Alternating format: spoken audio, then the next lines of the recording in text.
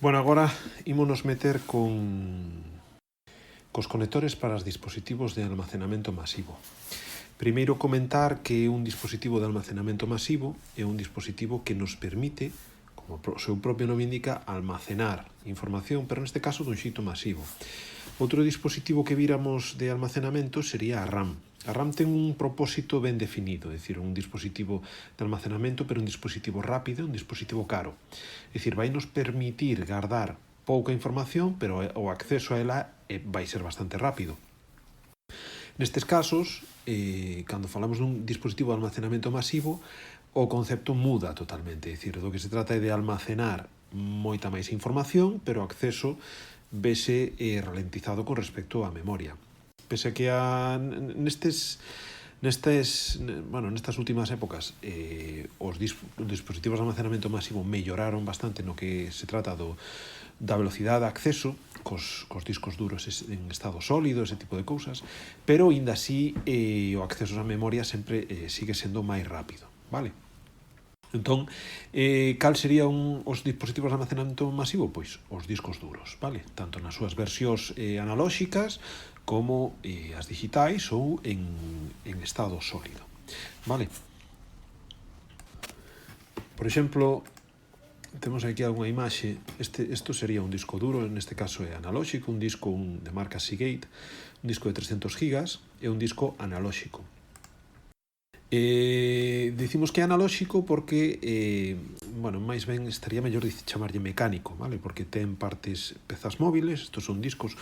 O funcionamento, inda que o veremos máis adiante no apartado de discos, pero bueno, ven sendo un pouquiño moi semellante ao que sería un vinilo, vale? Un lector de vinilos un tocadiscos e un vinilo, vale? Este sería un disco analóxico e pola contra teríamos un disco, isto sería un disco estado sólido, perdón.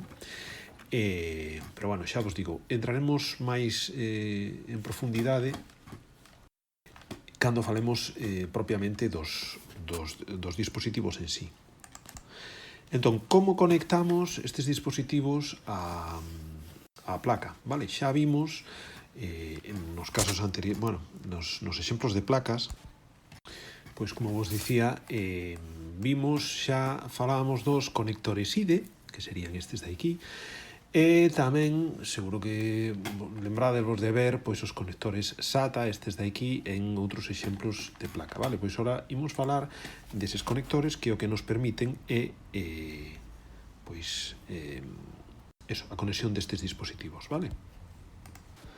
Comezaremos falando, bueno, o de sempre, un percorrido un pouco pola historia, e comezamos falando dos IDE, ou tamén se denominaban EID, vale?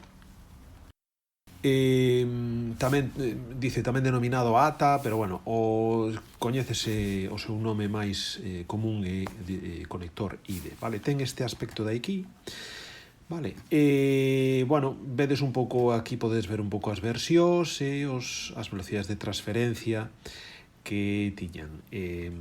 Había opcións de que si Ultra DMA 100, Ultra DMA 133, vale, está totalmente descontinuado, é dicir, veuse superado en fai anos polos conectores ATA, tanto por comodidade como por prestacións, vale?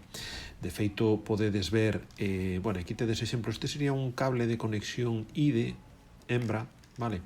Este sería un cable de conexión IDE macho na placa, vale? Isto sería un cable de conexión SATA, vale? Nin que dicirten que os dispositivos precisan unha conexión de datos e unha conexión eléctrica, vale? Esta sería a conexión eléctrica dun dispositivo IDE. Esta sería, bueno, a conexión eléctrica dun dispositivo IDE e a de datos é moi semellante, varía un pouco no tamaño, pero fixadevos, isto sería para os datos, isto sería para a electricidade, vale? Fixadevos que os anchos de banda, pois na súa versión máis modesta ou inicial, estamos falando de 150 megabytes por segundo, xa supera ampliamente os SATA, perdón, os IDE, e pois SATA 600 pois está casi multiplicando por 6, vale?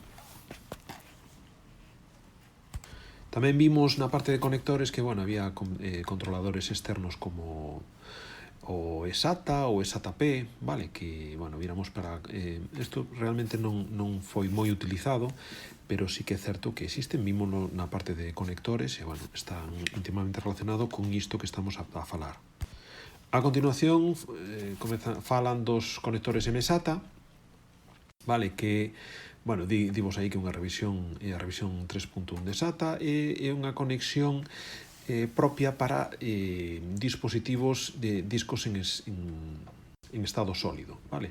De feito, divos aquí que incluso xa quedou obsoleta e foi reemplazada por o conector M2. Vale, o conector M2 seguro que vos sona, sobre todo aqueles que teñades ordenadores un pouquiño máis modernos, vale? Porque é o conector típico para un dos conectores máis típicos para conectar discos duros en estado sólido, vale? É un conector que ofrece unhas velocidades de transferencia pois moito máis elevadas, vale? Incluso que as versións máis novedosas de SATA. Falamos tamén de SATA Express, que sería a revisión 3.2 de SATA, vale? A tasa máxima de transferencia. Bueno, sempre se dan as tasas de transferencia que se dan sempre son teóricas e son máximas, vale? Isto non significa que sempre se vai a esa velocidade que sexa continuada, vale? Pero, bueno, isto que os saibades. Entón, dependendo do estándar que estemos utilizando, de implementación de SATA, que si, bueno, a revisión 3.2 o que sexa, os conectores poden ser diferentes, vale? Podes implementar utilizando NVMe, HCI, bueno, e xa vos digo, non imos entrar demasiado en detalle isto, porque, bueno, é un mundo, vale? Un montón de terminoloxía, de tipos, etc. E, bueno, se eso igual profundizamos máis cando vexamos os discos duros, pero simplemente un pouco que vos sone, os máis típicos tamén, pero tampouco imos entrar moito en detalle. A continuación falavos do M2, vale? Un pouquiño máis en detalle, xa o introducimos, xa falamos anteriormente do M2, que, como dicía, pois, bueno, é unha especificación que reemplaza o MSATA, vale? Falamos aí de que é un factor de forma, é dicir, especificarnos o tamaño e, bueno, máis tipos de características. Un disco M2 tería este aspecto, vale? Van conectados directamente á placa, se vos fixades, cando fixemos o traballo dos componentes, ou ainda se estades a facer o traballo de componentes, seguro que vistedes, como se fose un conector, bueno, salvando moito as distancias, vale? Pero un conector PCI Express xirado, non? 90 grados. Bueno, podedes navegar un pouco polas especificacións, as velocidades que ofrece, fixadevos, xa estamos en 8 gigabits por segundo, é dicir, comparade isto tanto con SATA, coa versión 600 como con IDE, bueno, non hai cor, vale? Bueno, xa vos digo, non imos entrar demasiado en detalles, botadolle un vistazo, sí que é certo que M2 está bastante extendido, está prácticamente bastante común que unha placa que merquedes a día de hoxe traia este tipo de conector. Bueno, nada máis. Falamos agora dos SCSI. SCSI é unha interfaz, un tipo de conexión que se utilizou dun xeito profesional fai bastantes anos. Tiña bastantes peculiaridades, ofrecía unhas características máis elevadas ou mellores que IDE. Estamos facendo comparación con IDE, vale? E outra cosa que permitía a conexión de dispositivos en cadena. Se vos fixades, é como se podésemos conectar un dispositivo a outro, vale? Formando unha cadena, co cal permitía múltiple conexión de dispositivos. Vale, pois iso xa vos digo, utilizábase en entornos profesionais, pois servicios, incluso para servicios de disco, etc. Pero, bueno, a un alto custo, non? SCSI quedou, bueno, xa quedou un pouquiño obsoleto, tanto polas súas características, pola súa velocidade, bueno, a versión, digamos que a evolución é o que chaman SAS, vale? Serial Attached SCSI. Bueno, que vos sone un pouco, vede un pouco, podes ver se queredes as características, pero bueno, que vos sone que era, bueno, o número de discos que permite, velocidades, etc. Botadelle un vistazo a esta tabliña, ainda que sexa por riba, para que, bueno, vexades un pouco cale a evolución, pero bueno, tampouco imos entrar moito en detalle nesta parte, vale? Por último, para rematar, falar por riba dos conectores para disquetera ou floppies. Tiñan un aspecto moi semellante aos conectores IDE. Isto xa é un pouco como unha curiosidade, porque a día de hoxe conectar unha disquetera non ten sentido, non? Bueno, e até aquí é todo o que debemos saber sobre os conectores para dispositivos de almacenamento externo das placas base.